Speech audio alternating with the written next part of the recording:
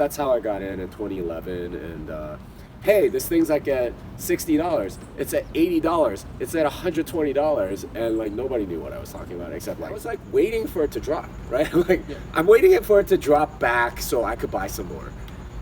And it just wouldn't drop. So that whole rise up, I just kept buying a little bit more because I was getting frustrated. You really do need to get rid of that in order to really understand what this is and how the dollar is debasing. Because if you use, this was worth about $2 when I was there in January. It's now about $1. Jimmy Song, thank you. thanks for joining. Take two now that we're recording.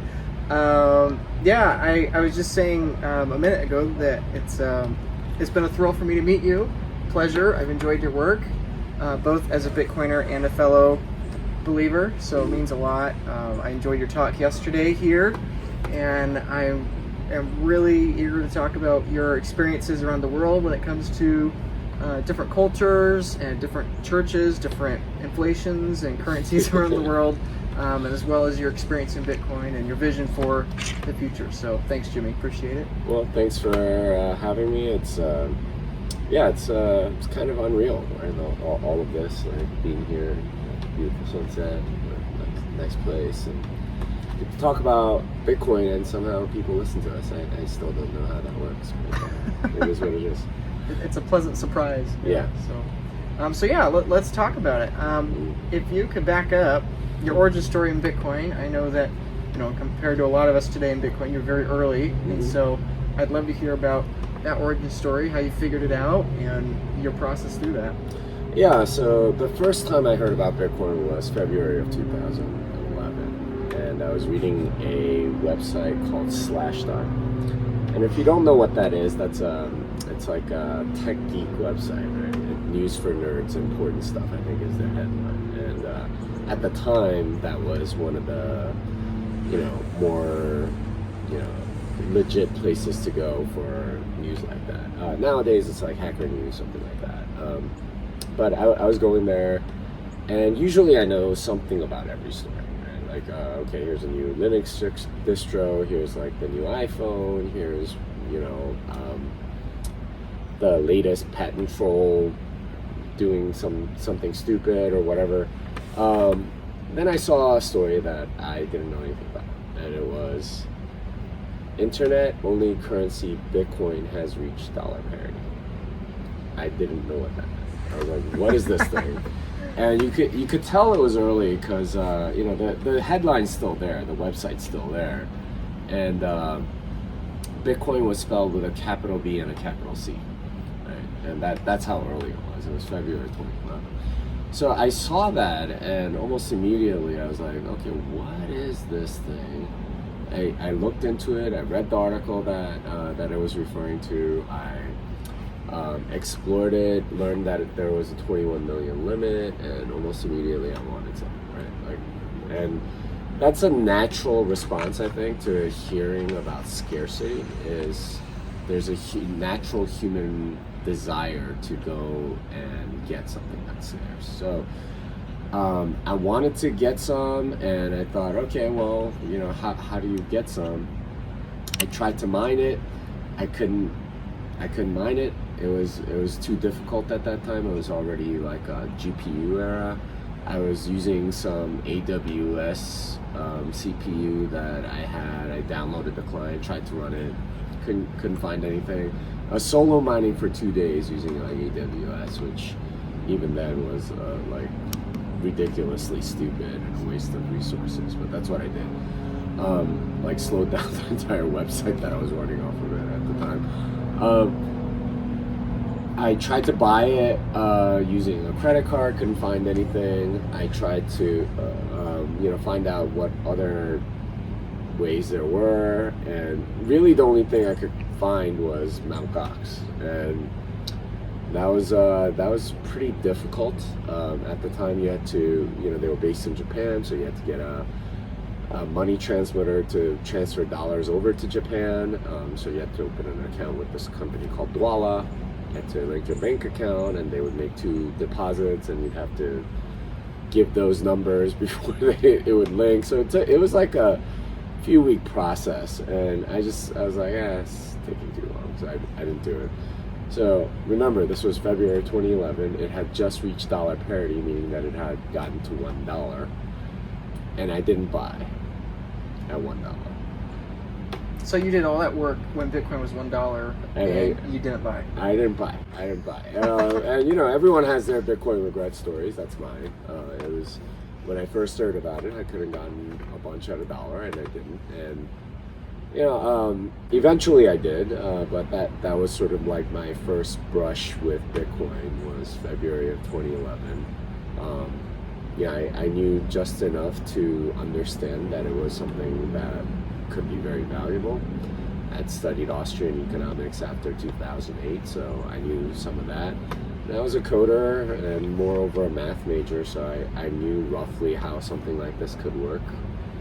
And so I was well positioned to sort of get it. And even despite kind of getting it, I didn't buy some.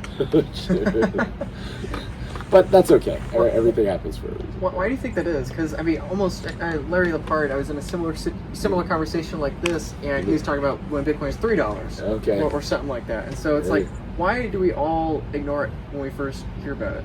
Well, first of all, you got to realize this is 2011. Yeah. Right? Like, there was just like no resources whatsoever. Like, you know, I think I ended up creating a Bitcoin Talk account because that was literally like the only place where there was anything that you could read that had much to do with it. I mean, there was maybe like one mainstream article a month, you know, like it was just so rare to find anything. And there was no Bitcoin Standard, right? Like there's no like podcast. There was nothing. So like you had to just sort of like search on the internet and Google or whatever, and there'd be like 3 articles, and most of them like didn't tell you that much. It was just, yo, I got a graphics card and I'm gonna do this thing with Bitcoin so I can like make back the money I spent on the graphics card or something. And so it was really difficult, and you know, when you just hear about it and you don't really understand how it works, yeah, it's very easy to dismiss. It's like, okay, well, it's this internet currency, or that's fine. Like, if you understand it a little bit more with you know, sort of the cryptography that goes into it, and you know, how it works like that, then maybe you have a chance. But vast majority of people, you know, in that era, just, you know, they didn't get it. They had no resources to really get it themselves. The people that did get it, like, thought it was just sort of like a plaything. You know, later on there was like a whole Silk Road narrative and stuff like that, so that became the thing, and it was like, oh, it's a, you know, currency transaction for darknet or something like that, drugs and crime, and you know, and you know, like, and maybe that's why some people bought it, because they bought into that narrative. But you know, this, you know, idea of it being like a good store of value, savings technology, or any of that, like, that was not a narrative at all. And you know, it took many years before that sort of thing would become, you know, even a blip on the radar, let alone like you know, the main narrative. So you know, there just weren't resources. That's basically why. Yeah. So then, how'd you figure it out without those resources? 'Cause, I mean, so obviously you did not buy Bitcoin at $1. Mm-hmm. Like, I don't know if you say publicly or not when you did first buy Bitcoin, but what was the thing that took you over that edge if there wasn't the education? Well, so that summer was the first Bitcoin bubble, and it went from $1 to 30 and back down to 2. Yeah, in 2011. 2011, summer of 2011. So it came back on my radar, because I think I checked in like March or April of that year, and I saw that it had gone from $1 down to 90 cents. I was like, you know, like, this thing's probably dead or something like that. Then that summer it started going up, and it started sort of like coming back into my radar again. And Wired wrote that article after the crash, you know, down from 30 is Bitcoin dead, right? Like that's like the first Bitcoin obituary, I think, that existed. I still remember that. But you know, around that time I was like, oh man, I should have gotten it at $1. This was like sort of like normal FOMO that you feel as it's like sort of going up. And then when it crashed, I was like, you know what? Like, I have half of this stuff set up. I should get some. And I think I ended up putting in a limit order on Mt. Gox that got filled like months later or something like that. But that was also a very bad lesson, even though I got a very good price for it, because in a sense it taught me to try to time the market instead of just buying, which I think would have been better all around in so many ways. But that's how I got in 2011, and 2012 was sort of like this, it was kind of a bear market almost all the way through. I remember buying some, I think it was like towards the beginning of that year, because I had driven from Montreal to Toronto with my brother-in-law, and we took like multiple cars, so it's just me and him in the car for like 8 hours. And I told him about Bitcoin, and he got excited about it. I was like, yeah, it's it's like a decentralized currency, outside, and this is how money works, because I had learned that from 2008. And I was like, yeah, so banks like print money. He's like, how can that possibly be, right? And I was like telling him about Bitcoin, and he's like, oh, I gotta get some of this stuff. So I think at the time he gave me like $150. He's like, just get me some Bitcoin, right? Like, just like whatever it is. And he was like, he didn't have a very well-paying job, so that was actually a significant amount. I'm like, okay, you know what, I'll buy some with you. So I still remember I bought some Bitcoin for him. It's kind of a tragic story, because he ended up divorcing my sister-in-law, right? And so like I don't ever see him anymore, but as part of the divorce settlement, I was holding the Bitcoin for him. So they just said, okay, you know what, like, the wife gets all the Bitcoin, so he got it early, but he lost it because of the divorce thing. But anyway, that I remember was another sort of like buying moment for me, and I didn't want to buy it at that time because it was like higher than the price I got it at. But I ended up getting it just to like make him feel better. But like that was like one of the best investments I ever made, right? So it kind of went on like that until 2013. You had that big bubble at the beginning of the year. So we're talking the second bubble now. Yeah, second bubble. 2013. It went all the way up to 266. Mt. Gox just crashed, right? Like literally the website didn't work. And that caused a crash of the price of Bitcoin. I think it went all the way down to like 50 or something like that, and fluctuated and did all kinds of things. And by then, a couple of other people, like I had actually connected with some people in real life. So I was tweeting about it. I'm like, wow, it's this thing, Bitcoin. It's like, well, not tweeting. I wasn't on Twitter. I was on Facebook.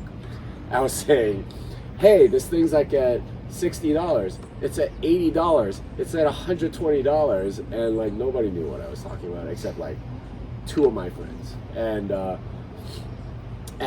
they were like, hey, like, we're interested in this Bitcoin thing. I was like, okay, yeah, me too. And they knew somebody, and like from work or something, and so we made like this little mailing list group, and that was my Bitcoin community in April of 2013. Was like 6 people in this little mailing list group, and one guy was sort of like the veteran, right? Like he knew everything. Like he actually lives in LA. I wonder if he's gonna come to the conference at all. But anyway, he was telling us, all right, like you got to do this, and like he had been in for a while, and he had some Cassatius coins or whatever. And he's the one that actually told me, like, that summer, you got to get your money out of Mt. Gox. And I was like, okay, like, there's some fishy stuff going on in there. So it was that summer where I learned about, like, software wallets. There were no hardware wallets at that time. And I downloaded this one wallet called Armory. I was like, wow, okay, this is supposed to be the most secure wallet that you can get. And I thought it was a piece of crap. Like, it would sync, lots of things didn't work or whatever, which is ironic because I ended up working there, right? Like, think so. So that was my first thing. But I did get my coins off of Mount Gox. I'm grateful to that guy to this day. You think you would have probably lost them all if he hadn't mentioned that? I'm not sure because like later that year in October, Ross Ulbricht gets arrested, I think October 1st of 2013, which is like right now is around like the 10th anniversary. He gets arrested and everyone thinks that Bitcoin is going to crash. That intraday low was like $100, but from there it goes all the way over the next 6 weeks. It reaches 1,100, and those were some of the headiest days. Like I still remember by then, like Reddit was like a big place to go and look at Bitcoin news or whatever, so I was checking it every day. There was a sub forum of Reddit called Jobs for Bitcoin, and this is where I started going down like the development rabbit hole, because I saw a post on there that said Python developer wanted, because most of the posts on there are, I'm this, can you pay me Bitcoin for it? And it's just like, ridiculous stuff that no one wants or whatever. But this was, hey, I have a job, and if you can do it, I'll pay you Bitcoin. I was like, I'm a Python developer, I could do this. It turned out to be a guy from Ukraine that wanted people to contribute to his open source, Bitcoin-based open source project. And I was like, okay, yeah, I can do this. Like, whatever, just like assign me something. So he's like, all right, what do you think is like a fair value for your services? I'm like, this much per hour. He's like, that's fine. Here's some work. When you get it done, tell me how many hours it took, and I'll pay you in Bitcoin. And I was like, okay, done. So I took it, looked at it, read it, figured out what was going on. Like 4 or 5 hours later, I sent it back to him. I'm like, I'm done. Here it is, and here's my Bitcoin address. Can you pay me? He's like, yeah. And he's like, here's some more work. And so I ended up, I think, being the most productive developer for that project for over the next, couple of weeks. I literally worked, I think, I had a normal 40-hour-a-week job. I worked 40 hours, like, just at home, and, because I was making Bitcoin. And, it was blowing my mind that this guy from Ukraine was paying me in Bitcoin, like, in Austin, Texas. And I was like, this is the greatest thing. This is like, obviously valuable and all this other stuff. And, this is while Bitcoin is going up. So there's like bull market, like crazy bull market happening at the same time. And now we're talking 2015? No, 2013. This is still 2013? Yeah, second bubble of 2013. Okay. So it was, and that's, I was learning a lot of stuff, because he was like, there's this new standard called HD wallets. Can you, make a wallet for this thing? And I was like, okay, well, whatever the documentation is, and I tried different things and made it all work. And he was very happy with me, because I was like progressing the project way more by him paying me than I think it was going beforehand. So got all that done. I made a bunch of money doing that. Because how much was Bitcoin at this time? Like $100? Well, it was going from 100 to 1,100, so it was peaking. So right between around 100 and 1,000. Okay. Yeah. And also around that time, I bought some Casacious coins with one of those the email list friends that I had, and I think we bought, like, at the time, Casacious coins. It was like 1 Bitcoin per coin, right? And you had to buy in lots of 50. So, even back then, that was like, $5,000-$10,000 or whatever, and you had to pay in Bitcoin, and there was a premium on top of that, and I lucked out because I think I got the last shipment before FinCEN shut them down. So I got the last shipment of, I think it was like 50, no, it might have been 25, like 2 groups of 25, like coins. So I got like the silver ones, like 25 of those and 25 of the other ones, and I split it with this guy. So I had a bunch of them, and there was so much hype on Bitcoin, and I realized that there was like this little loophole where you could sell Casacious coins on eBay. And so I started selling Casacious coins on eBay, and they were going for like $3,000, right? Like for a 1 Bitcoin silver piece, which I paid like 1.15 or something like that. So I would sell them on eBay, take the dollars, buy on Coinbase the Bitcoin, and like basically keep the difference. This was like just arbitrage that profit Yeah. between the two. Yeah. Yeah, I mean, I realize now I was buying myself a job, but you know, like it was like while it lasted, it was awesome, and that was another sort of like part of my Bitcoin journey. There's lots of like aspects of this and stuff. So, but that brought me into the whole development area, and it was very frustrating because just wasn't that much documentation on anything, and I had to like figure a lot of this stuff out. Thankfully, you know, like I was able to do all of that and, you know, make decent money and doing all that. But you know, soon after I ended up well, at that time I also started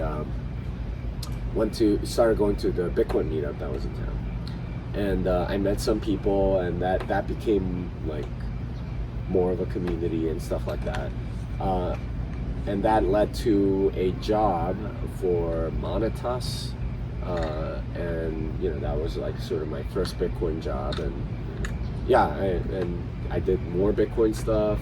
You know, started working for Armory a year after that, and then after Armory ran out of money, I think I worked for Paxos for a couple of years. But yeah, it just all sort of snowballed from there, right? Yeah, it's amazing. Like if you knew stuff at the time, there just weren't that many people. So, you know, I benefited from developer scarcity, I guess. Yeah. But yeah.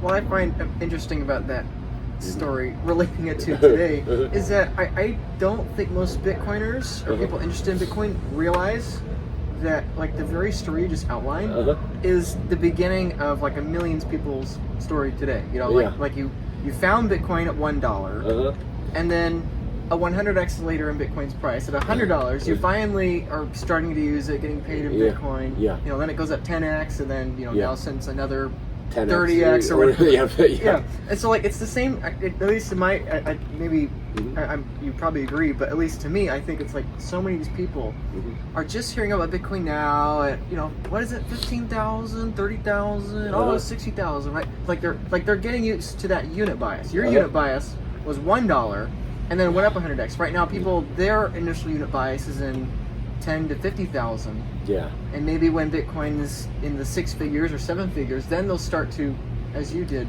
take a second look at it and actually start. So anyway, it's that like anchoring thing is like really hard to get rid of, because like the first price you buy it at, you're anchored to that price, so it's very hard to keep buying as it goes up. And you know, it took that first bubble in 2013 for me to really learn that, because when it was $100. Well, it went from 10 to 266. Right. So that bubble. So what had happened was I had moved to Austin in 2012, and we had a couple properties still in Boston, and I ended up selling one of those properties. You know, like the first condo we bought, we kept it when we bought the house, and you know, like we had renters, and we ended up like making a deal with the renters so they could buy the house or whatever, or the condo or whatever, and you know, I got some of the money, and I wanted to put some of it in Bitcoin, and I was like waiting for it to drop, right? Like I'm waiting for it to drop back so I could buy some more, and it just wouldn't drop. So that whole rise up, I just kept buying a little bit more because I was getting frustrated it wasn't dropping.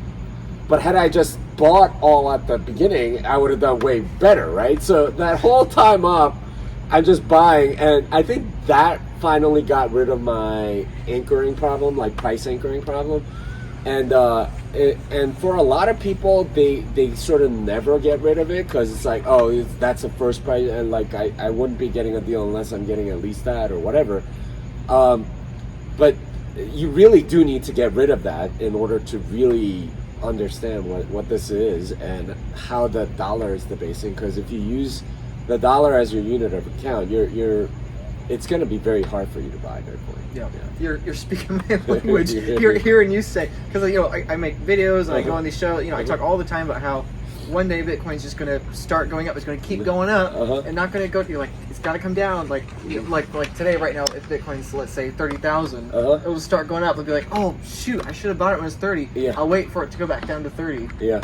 And then it may not. It may not, but it may not. And so anyway, it's interesting to hear how I think today, looking back, we look at people like you and are like, wow, Jimmy, he's so lucky. He bought Bitcoin at $100 or under $100, whatever. And yet, I would assume you're still buying today when it's 300 times more expensive. I'm glad you're buying Bitcoin, but what were to happen if you were to be hit by a bus tomorrow? Would your family, would your children, your spouse, or your extended family be able to access your coins, or would it be a donation to the network? What were to happen if something were to happen to you or your memory today? Would you lose your life savings? How are you protecting your Bitcoin for yourself and your own lifetime and your future generations beyond you? Okay, do you have an estate plan protocol for your coins? Do you have your self-custody down? Do you still have coins on exchanges? Are you still trying to figure out ways at which you can help pass your seed phrase on to the next generation? Are you trying to find ways to have your business, your church, or other organization involved with Bitcoin and adopting Bitcoin on their own balance sheets? Are you trying to find a way to encourage and convince your family members to have more comfort and be able to sleep at night with you buying Bitcoin? At the Bitcoin Advisor, we can help address all these questions and many more, including collaborative custody, UTXO management, and everything else, KYC, non-KYC, all these questions. We can help you address those at the Bitcoin Advisor to ultimately where you can have better sleep at night and your family members can have better sleep at night, thus increasing the incentive and justification for you having increased position allocations to Bitcoin. Yes, the Bitcoin Advisor does charge a fee. In my opinion, it's incredibly reasonable. It's the most reasonable fee in the entire Bitcoin space, and it's why I work there, because I believe we provide the most amount of value for the cost that we charge. And most people that join us, ultimately, because they have such increased conviction and because they are avoiding so many of the common pitfalls people have, either when they don't have their own custody or even when they do have their own custody, because they're avoiding pitfalls and because we're adding increased peace of mind, we help them increase their Bitcoin allocation. So if you want someone in your back pocket to ask these questions, to prompt new thoughts, to help you understand the trade-offs of every possible custody solution and every way to protect their coins, not just for them, but for their future generations, please contact me in the link in the Bitcoin Advisor. If you like Bitcoin, if you're trying to save Bitcoin for your future generations, and ultimately you want to stack more Bitcoin. So if you want those things, please click the link in the description. You can talk to me at the Bitcoin Advisor. Thanks. Yeah, and that's the thing. If once Bitcoin becomes your unit of account, then like you have no problem buying Bitcoin. But most people still have the dollar as their unit of account, so they see Bitcoin as an investment. In which case, it's like, okay, now you have anchoring problems, and you start thinking of Bitcoin like as okay, I should buy it at this price or whatever. And you don't really recognize that the dollar itself is debasing. So this is a mental flip that takes a few years, and it's difficult, but it's sort of like a necessary part of every Bitcoiner, sure. Yeah. Now, yesterday, many people probably don't know, but you just got back, just recently got back from a trip to 34 countries across the entire world. You took off a whole year, went with your entire family, you traveled the world to these dozens of countries, almost 3 dozen countries, and of course many of those countries you saw not this number go up that we're describing with Bitcoin, but you saw, well, value go down, technology of political currencies. So I love it if, both from perhaps a Christian perspective, the Bitcoiner economic perspective, like what was that like? Because you've seen that inflation firsthand in a shorter period of time than most people see in their lifetime. So if you could just share, us here in the West, we have American inflation, 3, 5, 8%. What's the rest of the world going through right now? Yeah, I mean, the two places that are the most obvious right now are Argentina and Lebanon. So, Argentina and Lebanon. Yeah, so I was in Argentina 3 weeks. First day I got there was 284 pesos to $1, which I thought was fine. The day I left, it was 314. Right? So 10% debasement in a matter of 3 weeks. So in 3 weeks, it took 284 pesos for a dollar, Uh-huh. up to 316. 314, yeah. 314 in 3 Yeah. weeks. 3 weeks. So Yeah. 30 pesos, that's about 10%. Yeah. So that's what happened 10% in 3 weeks. in 3 weeks. Officially. Now, would the unofficial rate be even worse? No, so that was the blue market rate. Okay, The official okay. rate I think was about half that, but it did about Okay, like 10% on that too. So so that's like Argentina, Lebanon. I was there 1 week. Day I arrived, there was 44,000 Lebanese pounds to a dollar. Day I left, it was 49,000. So 10%, more than 10% in 1 week, right? And currently, like, there's a Lebanese guy at the thing yesterday. He like just gave us a 100,000 Lebanese pound bill, which is their largest currency by the unit, by the way. And it's now worth about $1, right? It's I've got these. I mean, I don't know if you have the ones from yesterday on you, Yeah. but I've got. that's the Venezuelan. Yeah, Venezuelan bolivars on me.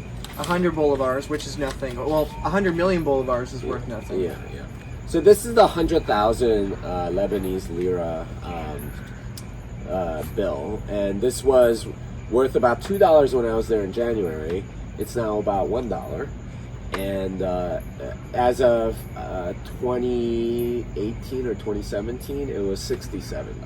So this went from $67 down to $1 down to $1 in the time of a college education. Yeah, basically. something like that. Yeah, Yeah. So, something ridiculously short, and that's the reality of a lot of these places, and that's common, I think, in a lot of countries. So if you look at the history of Latin America or many African countries or many Middle Eastern countries and so on, this sort of debasement is completely normal. And the way it was described to me was by, I think it was an African pastor. It's like the inverse of the Sabbath year, right? Instead of all your debts being forgiven on in the year of Jubilee or whatever, or every 7 years like being like a year of rest or whatever, every 7 years like all your savings goes away instead of all your debt going away. It's your savings every that go. 7 years. I like it's sort of like a way to show that it's the opposite of God's design, right? Yeah. And the sad thing is, like, for a lot of these people, the dollar is their refuge currency, and you can kind of see it in Argentina. It was the saddest sights is going to any tourist place. You see people just with a wad of Argentinian pesos saying "cambio, cambio." I change. They want dollars, so they sit there for like 4 hours waiting for a kind tourist that will change out their dollars. So they sit there and wait for a tourist to come by and just exchange the currency. Yeah. Not sell them anything. No. Just to trade. Just to trade, because their currency sucks so much. Because that's how rare the dollars are compared to the pesos. Yeah, and it's that difficult, and if you Well, you're telling me some stories about how you go to one of these countries and each of these countries you go, and you'd have someone come with a giant backpack of money, yeah. and just give you this giant wad of Well, cash. so the nice thing is, like, every country you go, there's like a Bitcoin community in most of these places. So I went to La BitConf last year around that time, and I met some people, and they're like, hey, if you need any currency change, like, this is what our company does. So I got his WhatsApp number. So I was like, okay, well, so I need some local currency. So I texted him, and I was like, can you do like $500 worth? And he's like, yeah, sure. Like, what's your address? He just came over with a backpack full of money, right? Because the largest bill in Argentina is 1,000 pesos, which at the time was about $3. And The largest dollar bill is worth $3. yeah, US convertibility. 1,000 peso note is the largest, and So- it was about $3. So like for the American mind, it's like not even like carrying a bunch of $5 bill. Like you have to have. Wow, that's amazing. Okay. And so he came over, and I sent them Bitcoin. I guess they sold it on an exchange or whatever and converted it. But he's like, here you go, and just gave me wads of cash that were wrapped in like neat 100, a pile of 100, right, wrapped with like whatever, and yeah, that I just spent like I just kept it in a drawer because it was like so much currency just physically. And I told my wife, okay, let's this is what we're gonna spend today. Yeah. Just giant wads of bills. But they bring backpacks, right? And they come to your house because they're happy to get you a Bitcoin or whatever. And this was a common occurrence all during the time I was in Lebanon or Argentina. Is people want you to want to change it, and this is a common occurrence. So now here's a question regarding that. Is that why don't they just make bigger bills? Because I think this gets to the inverse of that unit bias we were talking about a little earlier ago. It's like the inverse of that. So if you could touch on that. So the reason why they don't have bigger bills is it's kind of like a reverse stock split. So if you pay attention to the stock market, like nobody wants to do a reverse stock split. Your shares are at 30 cents, and you're about to get delisted, so they do like 100 for one stock split. Should be $30, but actually markets generally punish reverse stock splits, so you end up at like 15 or something like that. And you're soon like gonna get below the $5 range or whatever. And that happens because a reverse stock split is basically telling the market, all right, like your stock is so bad and so worthless that you have to combine a bunch to make it worth something, so there's more room to go down. So that's what a reverse stock split is. Currencies have a similar thing. If you keep printing bigger bills, then everyone knows you're hyperinflating. So to sort of like keep up the fiction, they kind of refuse to print bigger bills, because as soon as you do that, it debases faster, because that's a signal to the market. So which is purely a psychological thing. Yeah, but it's sort of an indicator. It's the government sort of admitting that there's inflation going on, much the same way that a company is admitting that their stock is worthless, that it's not going to recover past $5 or whatever the limit is. So that ends up being a major dynamic, and why they have to print just like large quantities of bills, right? Like just the physical quantities of bills that you have to print is enormous. And the really crazy thing is everything runs on cash in those societies, because when you're under hyperinflation, no one's going to take credit, right? Like credit cards don't work because no one's waiting 45 days to get paid, because by then you're going to lose 20% or whatever, and all your margin's gone.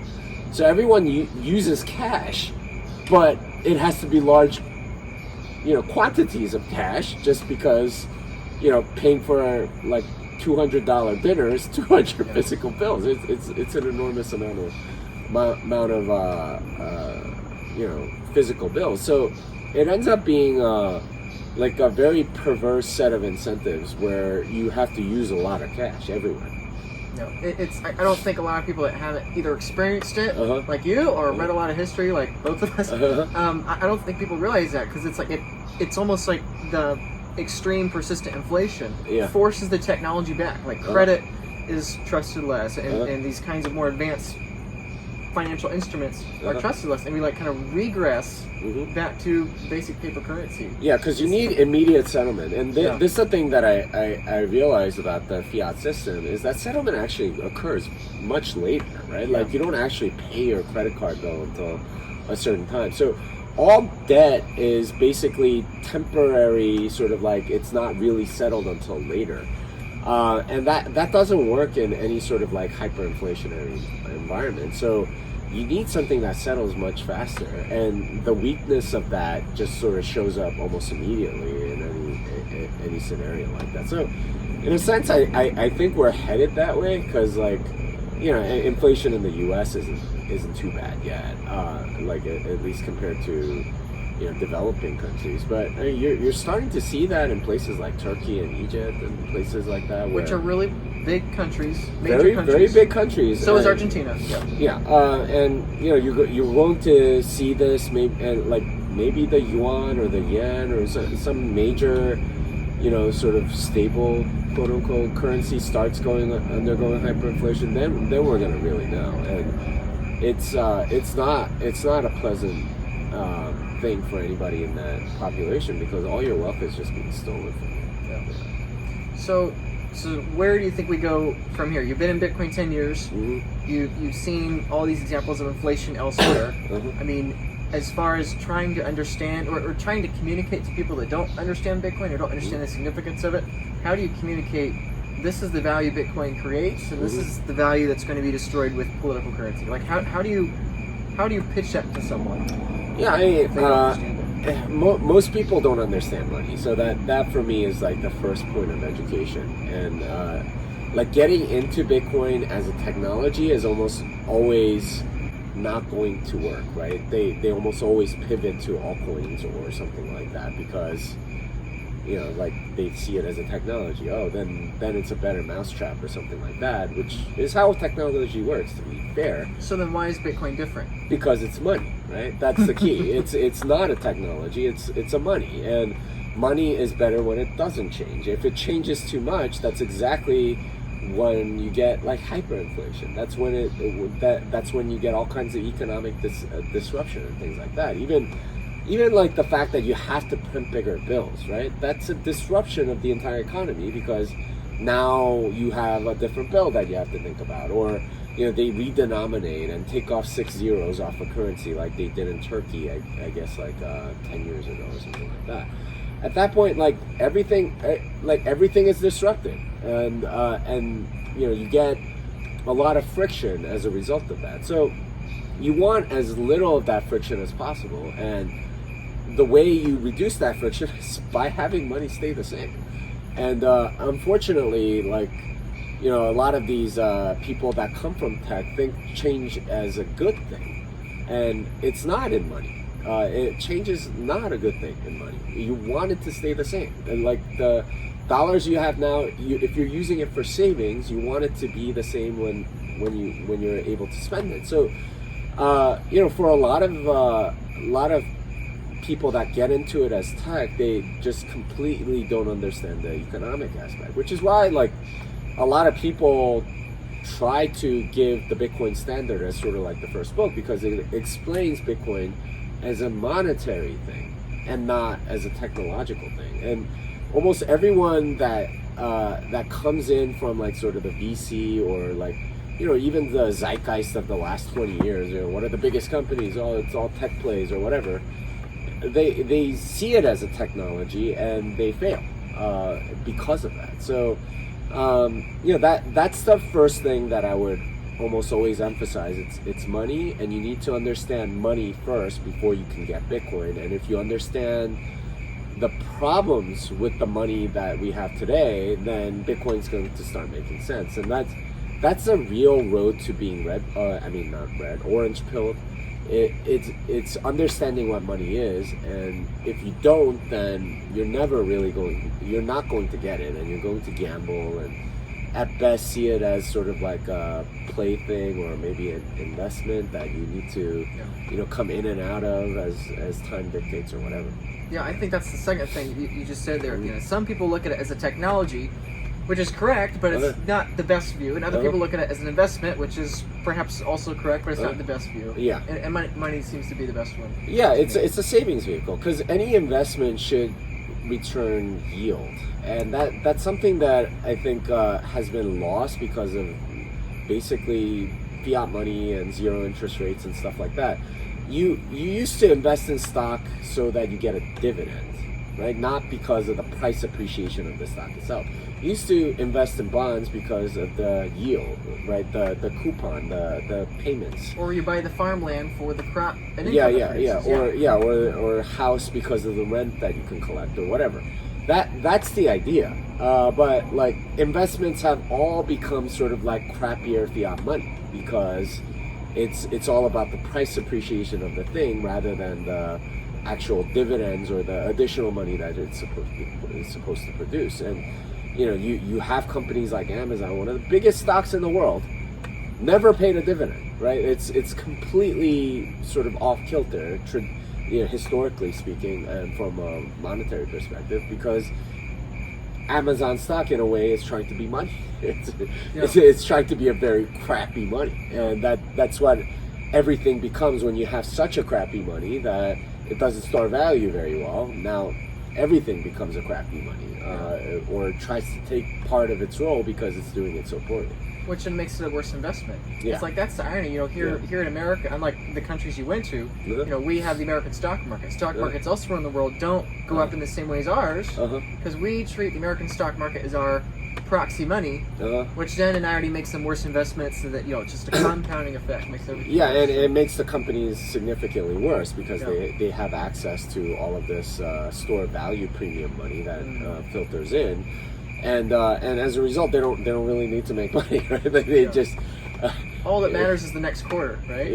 all that matters is that you can do weird stock buybacks, use loans, and then do these financial games. And I wrote in the new book, Fiat Ruins Everything, about how airlines aren't airlines anymore; they're banks, right? They the thing that they sell is this altcoin called miles, and they sell them to affiliated companies, and they can essentially be able to issue their own debt that they have to discharge through either the miles expiring or redemptions of flights or whatever. But you look at the valuations of airlines like American or United or Delta, and you find out that their miles program is worth more than the market cap of the airline itself. That's by a significant amount. So it's like, okay, wait, I have a kitchen in my house that's worth $800,000 and my house is worth $500,000. That's the weird situation we're in. But that's how powerful the financial aspect of it is, and almost every company is like that. You find out that a lot of these companies have lease programs or financing programs for their products as a way to bring consumption forward, and that's a way to get better revenue or bottom line. But really, you have liabilities later that you kind of have to pay off, and under a zero interest rate regime, you can sort of push that out and not really have to pay much for that, and you can play these financial games instead of actually providing value to the market. So most of these companies actually don't provide that much value. We call them zombie companies because they don't do anything. And are we surprised then that we don't our society is essentially crumbling and we're going backwards in civilization? I'm glad that you're taking the time to learn about Bitcoin, learn about Bitcoin's potential future value, both in terms of political currency units and on society as a whole. And I'm really glad that you're taking the effort to study and educate yourself about Bitcoin. However, I must make this message incredibly clear. If you are learning about Bitcoin, you must begin also learning about self-custody and taking possession of your own keys. This is really, really important. You can watch as many YouTube videos as you want talking about how Bitcoin is going to skyrocket in fiat price and how the number is going to go up. You can talk about that all you want. You can daydream about this kind of vertical spike action for Bitcoin. You can daydream about this all you want. But my encouragement to you is that this is not a meme. This is not something to be taken lightly. We can think that this is a good thing, and it is a good thing ultimately for Bitcoin's long-term adoption, but this is real. Okay, this really happens in countries. It may not happen in your country for some time. It may happen in a stair-step fashion, but this is not a meme. This is not a joke. And so, therefore, you need to take self-custody really, really seriously, okay?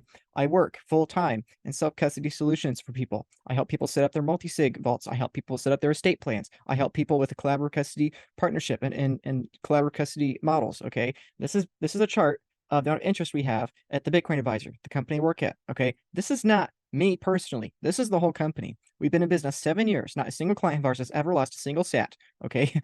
We have a good number of clients, and this is our demand. My point in showing you this chart, my point in showing you this message right now is that it is increasingly urgent, increasingly important that you begin taking self-custody very seriously. I'm telling you, I'm on the inside of this all day, every day, 6 days a week, and demand for self-custody is skyrocketing, okay? The kinds of clients we have, the number of clients we have, the conviction in the clients we have, it is only going up, okay? And people are booking meetings with me weeks, okay, in advance. In some cases, over a month in advance. And we are in bear market, okay? This chart right here is from October 2023. Okay, incredible low interest globally in Bitcoin, and our demand is still skyrocketing, it's still spiking. And my encouragement is that if we have a bull run, if we have parabolic spikes such as this, where Bitcoin goes rapidly upwards in terms of price, if we have these periods of time, okay, transaction fees are going to spike. Okay, exchanges are going to halt withdrawals. Okay, people are going to panic. They're going to smash by any price. Okay, it's going to be increasingly difficult to have any time with people to help you in your self-custody setups. So first and foremost, whatever you do, whether you work with me at the Bitcoin Advisor, whether you go somewhere else, whether you figure it out on your own, whatever the case, please start figuring out self-custody, hot wallets, cold wallets, cold wallets, single sig, multi-sig, whatever you do, just start figuring it out now, because I'm increasingly alarmed by the number of Bitcoiners that do not have self-custody. So please, if you have any Bitcoin self-custody, but especially if you have a large amount of Bitcoin in self-custody, please start taking this stuff seriously, because it's only going to be increasingly important in the future. And so, if you'd like to work with me, if you'd like to hear my opinions, perspectives, and ideas on this topic,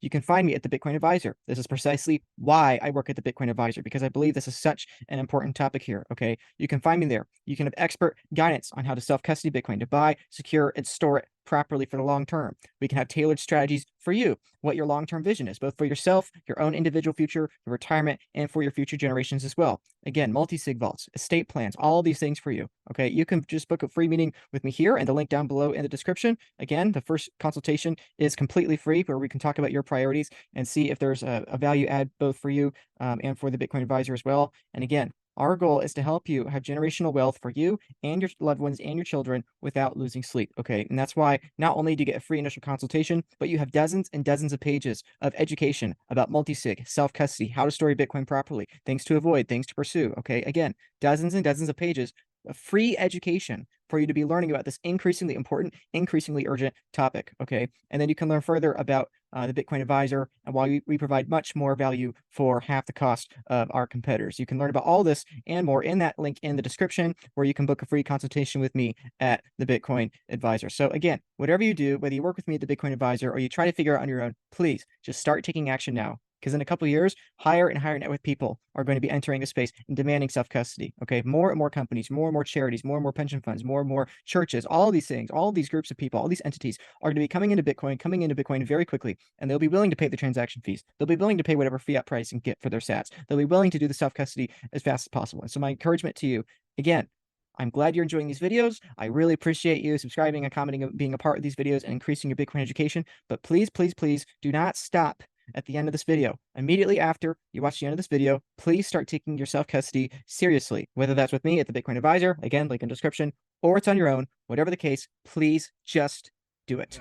Thank you. It's a strange irony that technology is improving faster and faster and faster, and yet it feels like the economy is getting worse and worse and worse simultaneously. It makes no sense, right? Well, so I don't think that technology is improving that much. On the margin, they are, because like that's what's required for scalability or whatever. So, like the current airplane designs, they get improved. I was reading about the airline industry that the fuel efficiency of giant planes improves about 1% a year, and has been for a while.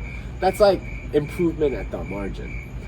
And that's because they need to squeeze out as much of the profit out of a plane as possible, and they find really clever ways to do it, and those are genuine improvements, but they're not civilization improvements, right? Like, because in a sense you're still getting the same good, just maybe slightly more efficiently or whatever. We're not getting new plane designs. There's only two commercial aircraft manufacturing companies in the world. It's Boeing and Airbus. No one's competing with them because there's too many regulations. They're kind of dinosaurs anyway, and we're not producing that many aerospace engineers, right? Like, they're going into Web3 startups or investment banks or stupid stuff rather than actual value providing stuff. So those companies have stagnated, right? And they're not improving things. I mean, now you have better entertainment options, right, or something like that, or like recording this on devices here. I mean, you're not really making leaps forward. I was mentioning earlier to you how they were experimenting with nuclear jet engines in the 60s, and that just all came to a halt, right? These are jet engines that could have flown 5 times around the world, right? With a relatively small amount of fuel, and you get way better fuel economy and stuff like that. But we didn't develop it at all. Fiat money just causes everything to sort of stop and ossify because you play these financial games instead of improving the market.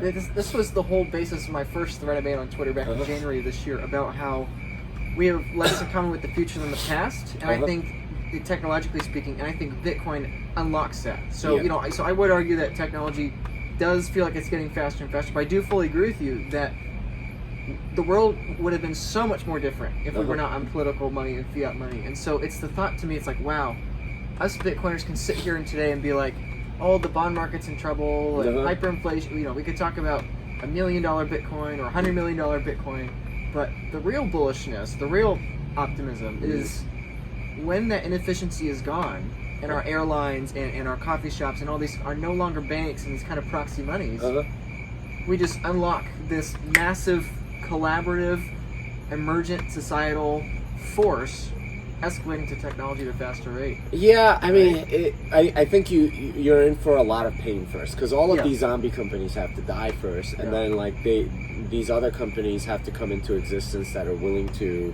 take risk and stuff like that. And honestly, that's going to take some time, because it takes a lot of courage to start a company, and courage is one thing that is lacking like crazy in this market. And in a way, it's a way. It's designed that way because you're more compliant when you're less courageous. So a lot of people you saw during COVID just like, crumble under these mandates, just do whatever the state said. And they even like twisted their brain to do it. I would say though that like a lot of the technological improvement that we have had is very internal, inward looking. So you have better entertainment options, whoopee, right? Like you have more degenerate porn, whoopee, right? Like it's like the technology's advancing into that degeneracy. It's not improving things at all, right? Like you don't. Like once in a while you'll get maybe like a slightly more efficient farming equipment or something like that, and you get maybe better insulin for a house or whatever. But what like travel time, stuff like that, the stuff that actually matters, hasn't really improved, right? Like it really hasn't. And I put forward in the book that have we really done anything since landing a man on the moon? Like honestly, like brought humanity forward, like improved civilization significantly, not better entertainment options, not like you can connect with your friends or sleep with more people because you can swipe left or whatever, like none of that, but actually improve humanity, right? Like at a fundamental level with innovation. And since like landing a man on the moon, have we pushed the frontier at all? And I would argue no, we haven't. We've improved like navel gazing, right? Like or like sort of looking inward or something like that. And I think that's sort of like the defining feature of the last 50 years is this like perpetual looking inward and sort of navel gazing and thinking that that's fun or improving lives somehow. But any of the significant stuff like actual improvement outward, I really don't think we've done that. Yeah, it's disheartening. And for me, frankly, that's my largest concern when it comes to thinking about Bitcoin and all these other technologies on the horizon. Is that as a Christian, the only important thing is Jesus. And so even if we have this world utopia where everyone has prosperity, everyone has food and shelter and water, it's like, what if we just create this new kind of Tower of Babel situation, and we just all, as you described, have this navel gazing, or as others would describe debauchery or sin or whatever. And so when you look at the future and you think about Bitcoin with your worldview and you try to picture, fiat ruins everything now, with that gone, in what ways do you think, both as Bitcoiners and Christians, we can help encourage and grow the world towards that direction where we have prosperity and we don't lose ourselves or lose our souls in that process? Yeah, I mean, thankfully, like most of Western civilization recognizes like Christian values, right? Even the most staunch atheists will agree like human life has value, for example. And that's actually kind of a big innovation, right? Like before Christianity, like you left babies for dead if they had a disability or something like that. That was completely normal. One could argue we still do in our modern world. Yeah. Well, it's degrading a little bit, but like at least for a while we had that. I think a lot of Christian values show themselves for sort of their utility in many ways as you like get away from fiat, because fiat lets you suspend reality, and you can say stuff like, oh, you know, there are 100 genders and you can transition 7-year-olds or whatever, and it's obviously ridiculous, obviously stupid, and in a way it's enabled by fiat money. One of the things I read recently, or I saw in a video, was, you know, the thing that really triggered a lot of the, you know, transgender stuff was Obamacare, which was obviously paid for with lots and lots of fiat money, but part of the you know, sort of care stuff that it implemented was gender affirming care that became a standard under Obamacare and had to be implemented by these insurance or by the healthcare providers and so on. So, you know, many years later, and people at the time were talking about that, and they thought that was crazy. Yeah, because they weren't considering the second order effects of the incentives. Yeah, and here we are. but this is where fiat money leads, is that you get the ability to suspend reality for a while, and while it's being suspended, it gets crazier and crazier. But once reality hits, everything starts going back to the natural state of things. Like, and in a sense, like the rate increases right now are kind of bringing reality back, right? Like you can't sustain yourself on debt the whole time, which a lot of companies honestly were doing, and you're getting reality sort of like coming back to a lot of this stuff. So, you know, Target closed a whole bunch of stores in San Francisco and New York or whatever. You know, I mean, they're going to keep losing money if they did that, and so these places are kind of becoming urban hellscapes because they have terrible policy. Again, like that's reality kind of slapping back. You know, a lot of work that's not rent seeking, that's actually providing value. They're getting paid what they're worth, right? Like UPS drivers, 170 grand a year. I think they deserve every penny of it. Versus Twitter HR person or election interference person getting paid 250 grand in Silicon Valley, all fired, right? All lost their jobs. This is reality reasserting itself, and that's, I think, where we want it to go. That's a good thing. Yeah. So that's why my heart is on this, is seeing society and human beings go in that direction. And you have many more stories yesterday of individual people and experiences, and, you know, not just the bringing of the currency in the backpacks, but people that were trying to just live their life and get day to day. I mean, that's the heart of the issue. Yeah. Reality is, though, people care about number go up. Uh-huh. And so, at what point do you think people start learning? Is it when number goes up fast enough that people start taking a look at it again when their unit bias goes up? Do you think it's the result of this kind of pain that you're talking about with these companies? Like, what incentivizes people to actually start learning about this and thinking of this larger vision? Yeah, I mean, I think it's as they suffer. Like the more pain that you're in, the more you look for relief. And, you know, they might look for relief in the dollar now, but if you're feeling pain in the dollar, then you're going to look for something else. So I think, like, for a lot of people, they're not going to need to learn a lot about fiat money, because the vast majority of people are going to come in when they're forced to. And when they're forced to is going to be after all the fiat money has died. And at that point, it's going to be like, well, it's just sort of the natural order of things. And they're not going to learn all of the evils of fiat money and so on. They don't need to be convinced, in a sense, because there's no choice. And at that point, you know, it's a little sad, honestly, because I would love for them to understand the moral reality of money and stuff like that. But vast majority of people, I don't think will. Yeah. But they'll learn when they have to. Yeah. So we're in like this.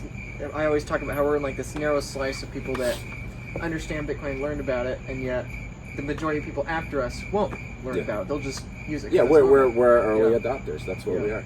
We're early adopters, and at some point, the majority of people adopting won't understand it, won't have these kinds of conversations like we're having. So we're in this unique point here. So so I guess as we wrap up, I'd love to hear more about like your hope with this in advancing the gospel, sharing the good news with other people. How do you see that within this Bitcoin mission, or the Bitcoin mission within that? Like, how would you articulate that to someone?